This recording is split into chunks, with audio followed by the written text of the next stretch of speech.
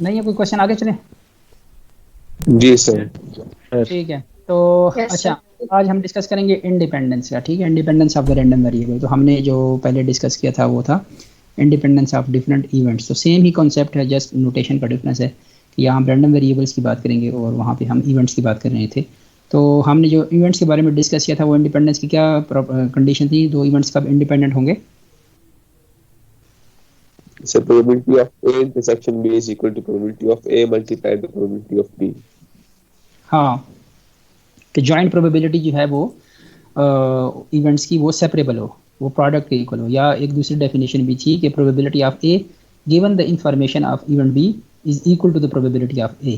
कि मतलब event B अगर कर गया है, लेकिन जो आपका ए के बारे में बिलीफ था, प्रायर बिलीफ था before the information of the event B, after the information of the event B भी आपका बिलीफ वही रहा जो before the information of event B था। ठीक है, तो ये डेफिनेशन थी इंडिपेंडेंस की। तो यहाँ पे आज हम डिस्कस करेंगे independence of the random variable. तो पहले हम इंडिपेंडेंस डिस्कस करेंगे फ्रॉम एन इवेंट और फिर independence of random variable from another random variable. तो ये जो डेफिनेशन है कि joint probability that the capital X which is a random variable can take the value small X and A. इस पूरे event की जो जॉइंट प्रोबेबिलिटी है वो सेपरेबल होगी अगर रैंडम वेरिएबल एक्स और इवेंट ए आपस में जो है वो क्या हो, इंडिपेंडेंट फॉर ऑल एक्स। ठीक है ना, this must be true for all x. ठीक है, वही स्टैंडर्ड डेफिनेशन जो हमने इवेंट्स के केस में डिस्कस की थी। या probability of x given the information of an event A is equal to the probability of the random variable x, unconditional probability of random variable x, and this must be true for all x। तो अगर ये दो conditions satisfy हो रही हैं या कोई एक कंडीशन भी सेटिस्फाई हो रही है दोनों में से, तो ये दोनों इंप्लाई करती हैं कि आपका रैंडम वेरिएबल जो है वो इंडिपेंडेंट होगा फ्रॉम द इवेंट। ठीक है, तो यहाँ पे उसने एक एग्जांपल दी हुई है कि consider two independent tosses of fair kind, let x be the number of heads and let be the a be the event that the number of head is even, the unconditional PMF। तो random variable x क्या है, number of heads. तो दो tosses में कितने number of heads जो हैं वो पॉसिबल हैं, 0 1 और 2।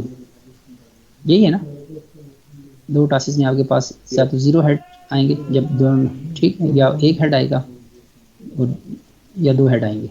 तो 0 हेड में कौन सा इवेंट लाई करेगा, टेल टेल। ठीक है, तो टेल फर्स्ट में भी और टेल सेकंड में, इसके आने की प्रोबेबिलिटी क्या है, 1/4। एक हेड के आने की प्रोबेबिलिटी ये कितने वेज में पॉसिबल है कि अगर फर्स्ट टॉस में हेड आए और दूसरे में टेल आए, या फर्स्ट में टेल आए और दूसरे में हेड आए। ठीक है, तो इसकी प्रोबेबिलिटी 1/4 प्लस 1/4 विच इज़ 1/2। और दो हेड्स आने की प्रोबेबिलिटी क्या है कि फर्स्ट में भी हेड आए और सेकंड में भी हेड आए, तो ये क्या है 1/4। तो ये आपका प्रायर बिलीफ है about the random variable x. अब आपके पास अगर फर्स्ट करें इन्फॉर्मेशन है कि और प्रोबेबिलिटी ऑफ ए क्या है, let A be the event that the number of head is even. तो ये पॉसिबल कब है, जब हेड हेड हो या टेल टेल हो, तो इसकी प्रोबेबिलिटी इवेंट एक अपनी प्रोबेबिलिटी क्या 1/2 है। तो कंडीशनल पीएमएफ के लिए आपको क्या चाहिए होता है, जॉइंट पीएमएफ और फिर वो नॉर्मलाइजेशन बाय दिस फैक्टर। ठीक है, तो the conditional PMF is obtained from the definition using this definition कि ये आपका प्रायर बिलीफ था probability of x equal to small x. अब आपने ये कंप्यूट करना है given the information you have about the event A. तो ये सारी प्रोबेबिलिटीज जो हैं वो रीस्केल हो जाएंगी, क्योंकि अगर आपको ये पता चल गया कि इवेंट ए कर गया, तो इसका मतलब क्या है कि आपके पास नंबर ऑफ हेड जो हैं वो इवन है। तो इसका मतलब क्या है कि हेड टेल और टेल हेड की प्रोबेबिलिटी क्या हो जाएगी, 0 हो जाएगी। तो नॉर्मलाइजेशन प्रॉपर्टी को सेटिस्फाई करने के लिए x इज इक्वल टू 0 और x इज इक्वल टू 2 की जो प्रोबेबिलिटी पहले थी 1/4 वो रीस्केल होकर 1/2 हो जाएंगी using this formula to satisfy the normalization property. ठीक है,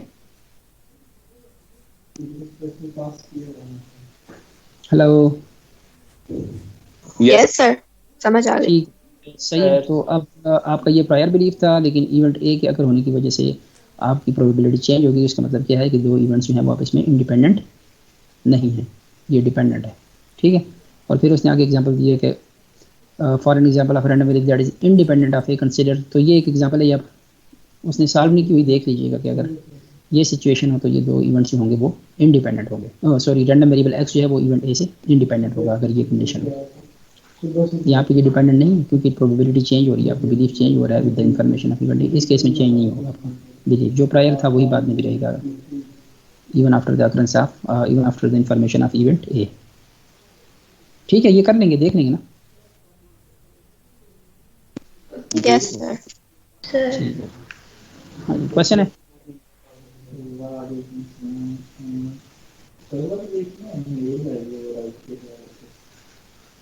अच्छा, तो अब हम डिस्कस करेंगे इंडिपेंडेंस ऑफ रैंडम वेरिएबल्स पे। दो रैंडम वेरिएबल कब इंडिपेंडेंट होंगे, वही डेफिनेशन है कि इनकी जॉइंट प्रोबेबिलिटी जो है वो सेपरेबल हो for all values of x and Y, और probability of X given Y is equal to probability of X, और इसको आप दूसरे उसमें लिख सकते हो probability of Y given X is equal to probability of Y for all values of x and Y. ठीक है, तो ये दो कंडीशन हैं, इनमें से कोई भी सेटिस्फाई हो तो आपका दो रैंडम वेरिएबल जो है वो इंडिपेंडेंट होंगे। तो अब दो रैंडम वेरिएबल्स कंडीशनल यूनिवर्स में कब इंडिपेंडेंट हो गए, ये तो है ना, दो रैंडम वेरिएबल्स इंडिपेंडेंट हैं अनकंडीशनल यूनिवर्स में। ठीक है, अगर मैं कहूँ ये इस नोटेशन में, ये जो यहाँ पे है और इस नोटेशन में क्या फ़र्क है कि ये अनकंडीशनल यूनिवर्स है और ये कंडीशनल यूनिवर्स है, कि आपके पास given the information that you have given the information that event A is occurred with this information, अगर दो रैंडम वेरिएबल्स एक्स और वाई इंडिपेंडेंट होंगे तो वो इस कंडीशन को सेटिस्फाई करेंगे। अनकंडीशनल में इसको सेटिस्फाई करेंगे। The product joint probability is equal to the product of the unconditional probability. ठीक है, अब यहाँ पे क्योंकि कंडीशनल प्रोबेबिलिटी है तो वो कंडीशनल इंडिविजुअल प्रोबेबिलिटीज़ का प्रोडक्ट होगी अगर रैंडम वेरिएबल्स। इसमें इंडिपेंडेंस किसकी है, एक्स और वाई की, एक्स और ए की नहीं है। ठीक है ना, अगर एक्स ए से भी इंडिपेंडेंट है तो फिर this must be equal to probability of x equal to x and probability of y equal to y. अगर एक्स और वाई ए से भी इंडिपेंडेंट होगा ना, तो फिर तो जब ए से इंडिपेंडेंट है तो conditional probability will be equal to the unconditional probability. ये वाली समझ आइए कि नहीं। ठीक है, यहाँ पे वो जो इंडिपेंडेंस की बात कर रहा है वो कर रहा है independence of the random variable X from Y और Y from X, not the independence of X from A और वाई फ्रॉम ए। ठीक है, अगर तो एक्स और वाई ए से इंडिपेंडेंट होंगे तो फिर तो ये इन्फॉर्मेशन उनके जॉइंट प्रोबेबिलिटी को नहीं चेंज करेगी ना, जो पहले बिलीफ था वही चेंज वही होगा आपका। फिर ये probability of x equal to x, probability of y equal to y होगा। तो कंडीशनल यूनिवर्स में ये डेफिनेशन वैलिड है, if the random variables x and y are independent for all x and Y. ठीक हो गया, या in other words the probability of the x given you have information about y and information about a, this is equal to the probability of x given that you have information about a only, because x and y are independent, so information about y is irrelevant, it will not affect the belief या probability distribution of x। ठीक है, yes sir. ठीक है। अच्छा ये अच्छा, इसके बाद है इफेक्ट्स इंडिपेंडेंट। अच्छा, as in the case of events, जिस तरह हमने इवेंट्स के केस में डिस्कस किया था कि कंडीशनल इंडिपेंडेंस में not imply unconditional independence and vice versa. ये नहीं ज़रूरी कि अगर दो रैंडम वेरिएबल एक्स और वाई अनकंडीशनल यूनिवर्स में तो जो है वो डिपेंडेंट हैं, तो इसका मतलब ये नहीं है कि वो कंडीशनल यूनिवर्स में भी अनडिपेंडेंट होंगे। ठीक है, ये हमने एक एग्जांपल भी देखी थी कि उसमें कंडीशनल यूनिवर्स में वो इंडिपेंडेंट थे लेकिन अनकंडीशनल में वो डिपेंडेंट थे। ठीक है, अच्छा ये एक और कंडीशन है, if x and y are independent then the product of their expectation can be written as the product of their individual expectation independence की। लेकिन ये इंडिपेंडेंस की लूज कंडीशन है, ये जो कंडीशन ये वाली है ना, ये स्ट्रॉन्ग कंडीशन है, क्योंकि ये डेंसिटी, ये प्रोबेबिलिटी मास फंक्शन पे है। जब भी कंडीशन जो है वो प्रोबेबिलिटी मास फंक्शन पे हो, this condition is considered as a strong condition compared to this। अगर if this is true then this will be true, लेकिन वाइस वर्सा ट्रू नहीं है। अगर ये ट्रू है तो ज़रूरी नहीं कि ये ट्रू हो।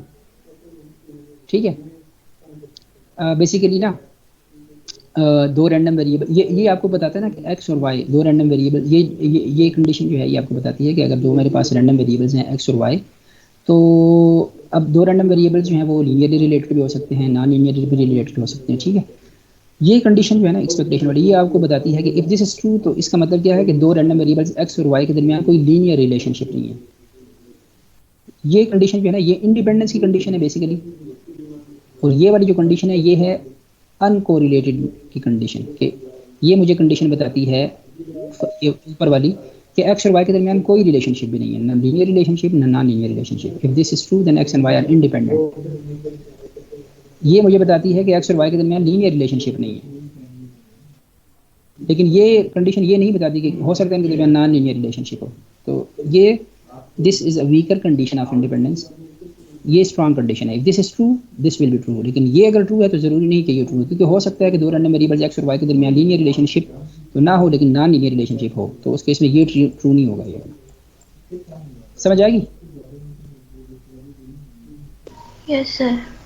ठीक है, तो अब ये देखें ना, ये हमारे पास जॉइंट जो प्रोडक्ट की जो एक्सपेक्टेशन है उसको मैं ऐसे लिख सकता हूँ ना, रैंडम वेरिएबल की value and its into its joint probability over all possible values of x and Y. ठीक है, तो अगर तो मेरे पास दो रैंडम वेरिएबल्स इंडिपेंडेंट होंगे तो इस जॉइंट को मैं लिख सकता हूँ as a product of their individual marginal. ठीक है, और अगर इंडिपेंडेंट है तब इस जॉइंट को मैं as a product of individual random variables की प्रोबेबिलिटी लिख सकता हूँ, और इसको अगर मैं सेपरेट आउट करूँ तो ये एक्स और वाई, ई एक्स और ई वाई के इक्वल होगा। ठीक है, तो ये ई एक्स और ई वाई के में ये कहाँ से आया कि अगर एक्स और वाई इंडिपेंडेंट होंगे तो ये ट्रू होगा हमेशा। ठीक है, लेकिन ये पॉसिबिलिटी भी है कि ये लेफ्ट साइड का जो आप कंप्यूट करें और राइट साइड का प्रोडक्ट कंप्यूट करें वो दोनों वैसे इक्वल आ जाए लेकिन इंडिपेंडेंट ना हो।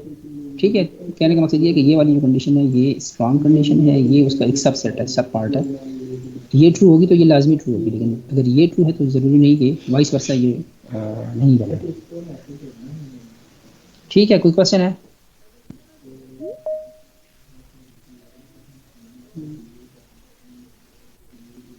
हेलो?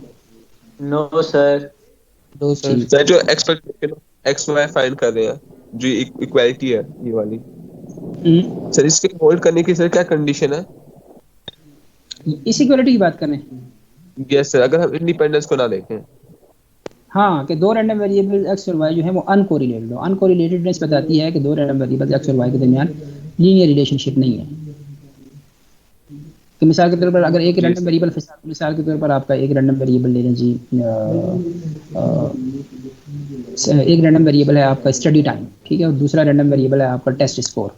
ठीक है, तो एक है एक्स जो है वो स्टडी टाइम है और वाई जो है दूसरा रैंडम वेरिएबल है वो आपका टेस्ट का स्कोर है। ठीक है, तो जितना आपका स्टडी टाइम ज़्यादा होगा तो उसमें जारी बात है टेस्ट स्कोर भी ज़्यादा है आने की प्रोबेबिलिटी। ऐसा ही है ना, तो इसका मतलब दो रैंडम वेरिएबल जो है ना इसमें लीनियरली रिलेटेड इस तरह लीनियर रिलेशनशिप एक एग्जिस्ट करती है। अगर स्टडी टाइम कम होगा तो टेस्ट स्कोर भी कम होगा। ठीक है, तो ये बेसिकली आपको बताती है कि if and x and why do not have any linear relationship तब ये कंडीशन ट्रू होगी। ठीक है, सही है? जी सर, जी सर, सही है। अच्छा, ये अब उसने एक एग्जांपल दी हुई है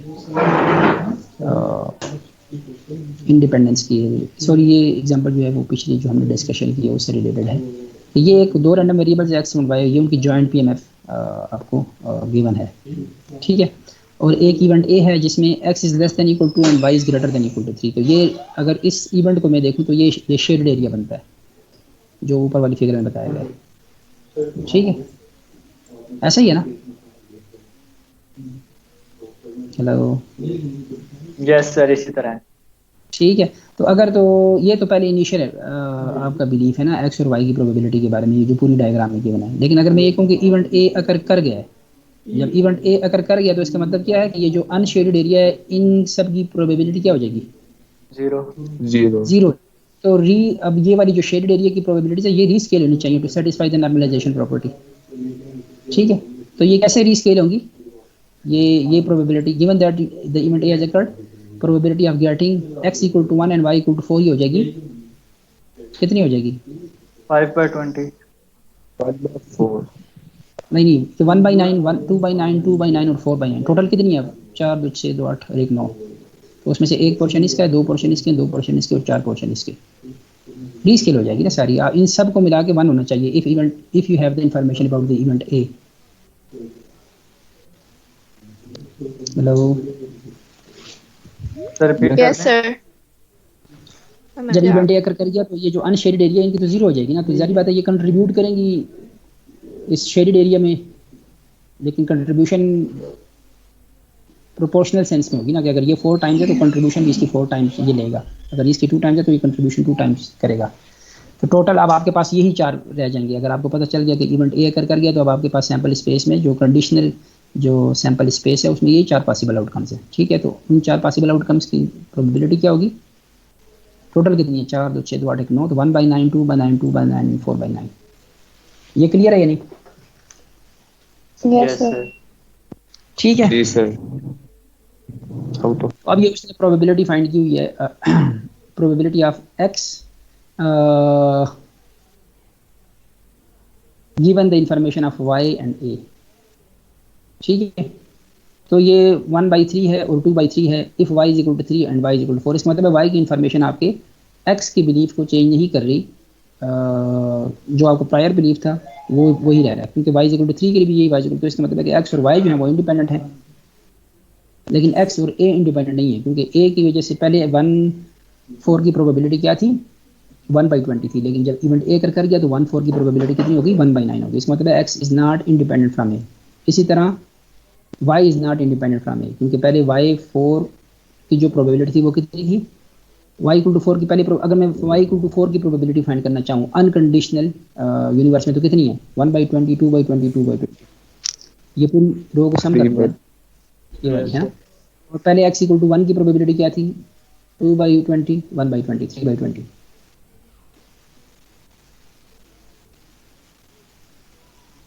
ठीक है, और पहले x इक्वल टू 1 और y इक्वल टू 4 की प्रोबेबिलिटी क्या थी? 1/20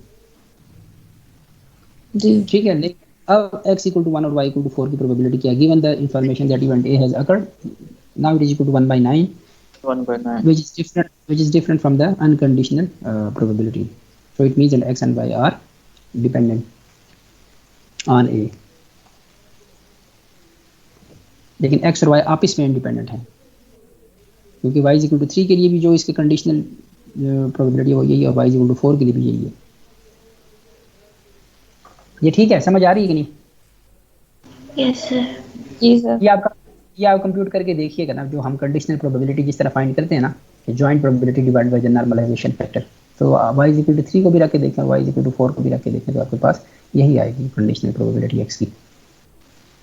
ठीक है, तो अगर 2 random variables x and y आपस में अनकोरिलेटेड हों या इंडिपेंडेंट हों, तो अगर कोई उनका फंक्शन लेने g of x and h of y, तो वो दोनों फंक्शन भी आपस में अनकोरिलेटेड होंगे या इंडिपेंडेंट होंगे। Expected value of g of x h of y is equal to the product of their individual expectation.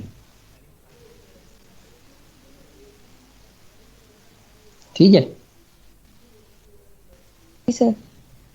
ठीक है, तो अगर मेरे पास एक रैंडम वेरिएबल z है जो कि सम है x प्लस वाई का, और मुझे x का मीन अगर पता है और y का मीन पता है, तो z का मीन क्या होगा? Expected value of x plus expected value of y। ठीक है, लेकिन ये वेरिएंस के लिए ट्रू नहीं होगी। ऐसा नहीं होगा कि variance of z is equal to variance of x plus variance of y। This will be true only if x and y are independent. ये उसका प्रूफ है। अगर मैंने वेरिएंस ऑफ z फाइंड करना है तो कैसे फाइंड करूंगा? Expected value of the random variable minus it's mean square और होल एक्सपेक्टेशन। ठीक है, इस सब की और एक्सपेक्टेशन। तो आप इस x y और expected value of x plus y को ऐसे में लिख सकता हूँ, expected value of x plus expected value of y। ठीक है, तो ये आ जाएगा आपके पास। तो अब आप x वाली टर्म्स को इकट्ठा कर लें और y वाली टर्म्स को इधर इकट्ठा कर लें और स्क्वायर वाला फार्मूला यूज़ करें आप, तो आपके पास आएगा फर्स्ट टर्म, सेकंड टर्म और फिर जॉइंट का प्रोडक्ट है। ठीक है, यस सर। ठीक है, तो डिफरेंट है। अच्छा, तो अब वेरिएंस ऑफ z, और ये अब यहाँ से यहाँ पे कैसे आए कि अगर ये टर्म मेरे पास 0 हो तो अब ये क्या हो जाएगा? वेरिएंस ऑफ x और वेरिएंस ऑफ y की इक्वल हो जाएगा। Variance of z will be equal to the variance of x plus variance of y if this term is 0। ये वाली, if this term is 0 then the variance of z will be equal to the variance of x plus variance of y। और ये term कब 0 होगी? ये term अगर x और y फर्ज करें इंडिपेंडेंट है, तो क्या होगा इंडिपेंडेंट केस में कि प्रोडक्ट की जो एक्सपेक्टेशन होगी वो इंडिविजुअल एक्सपेक्टेशन के बराबर होगी। ठीक है ना? हाँ जी सर। हाँ, तो अब मैं अगर एक्सपेक्टेशन इस पे अप्लाई करूँ तो क्या आएगा? Expected value of x minus expected value of x। तो 2 दफ़ा एक्सपेक्टेशन ऑपरेटर आप किसी रैंडम वेरिएबल पे अप्लाई करें तो क्या आएगा उसका आंसर? वही आ जाए वही पहले ऑपरेटर कांस्टेंट आएगा और वही constant expected value of x इसका आएगा, ठीक है। तो और यहाँ पे भी आप इस पे अप्लाई करें, ये तो random variable expected value of X, तो expected value of X will be cancelled with this expected value of X, और इसी तरह expected value of Y cancel हो जाएगी एक्सपेक्टेड वैल्यू ऑफ वाई से, तो ये टर्म जीरो हो जाएगी। अगर इंडिपेंडेंट है तो ये जो क्रॉस टर्म है ये जीरो हो जाएगी, तो उस केस में वेरिएंस ऑफ जी जो होगा वो इक्वल होगा variance of x plus variance of y. तो कहने का मकसद ये है कि अगर z is equal to x plus y हो तो मीन जेड का क्या होगा, mean of x plus mean of y, ये हमेशा ट्रू होगा। लेकिन अगर वेरिएंस की बात करें तो variance of z is equal to variance of x plus variance of y, ये ट्रू होगा only if x and y are independent. अगर इनके दरमियान कोरिलेशन एग्जिस्ट करती है तो फिर ये कास्ट टर्म को भी आपने कंसिडर करना होगा, ठीक है। जी सर। ठीक है, तो ये समरी है जो आज हमने डिस्कस की है कि एक रैंडम वेरिएबल किसी इवेंट ए से कब इंडिपेंडेंट होगा, जब उसकी कंडीशनल पीएमएफ जो है वो अनकंडीशनल पीएमएफ के बराबर हो फॉर ऑल एक्स। एक रैंडम वेरिएबल दूसरे रैंडम वेरिएबल से कब इंडिपेंडेंट होगा, जब इनका जॉइंट जो है वो सेपरेबल हो, ठीक है। या लूज कंडीशन क्या है कि आपके पास expected value of the product is equal to the product of individual expectation. और अगर दो रैंडम वेरिएबल एक्स और वाई इंडिपेंडेंट है तो उनका जो प्रोडक्ट फंक्शन होंगे G of X H of Y वो भी आप इसमें इंडिपेंडेंट होंगे। और अगर एक्स वाई इंडिपेंडेंट है तो variance of x is equal to variance of x plus variance of y, क्योंकि क्रॉस टर्म क्या होगी वो जीरो होगी। जी सर। ठीक हो गया, कोई क्वेश्चन है? No sir. No sir. चलें ठीक, आज के लिए इतना काफ़ी है, फिर कल देखते हैं। ओके, अल्लाह हाफिज़। Thank you so much sir. अल्लाह अल्लाह हाफिज। वो रिक्वायरमेंट 50 किलोवाट है और वो रिक्वायरमेंट हमें कहीं और दी भी नहीं गई। आप ये देखो ना, बेसिकली सोलर पैनल्स होते हैं उनके लिए कोई रिक्वायरमेंट होती है कि इतनी पावर के लिए मुझे चाहिए। तो हो गया लेक्चर।